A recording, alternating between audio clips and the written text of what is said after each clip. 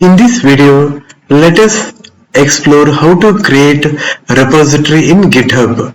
In order to create a repository in GitHub, we will open GitHub now. In the GitHub homepage, we'll go to GitHub homepage. In the left hand side, there is a flyout window. Here plus option, there is a small drop down. Here there is an option called new repository.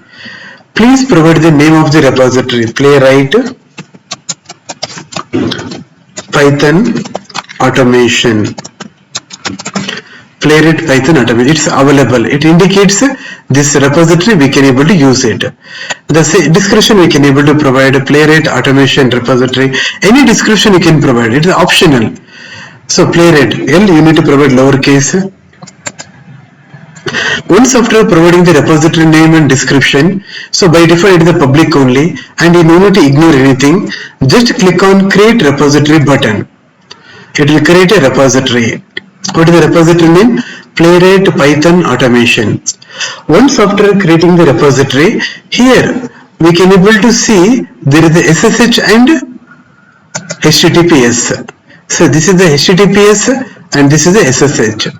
Okay. In this tutorial, we should create SSH only. Okay. Thank you.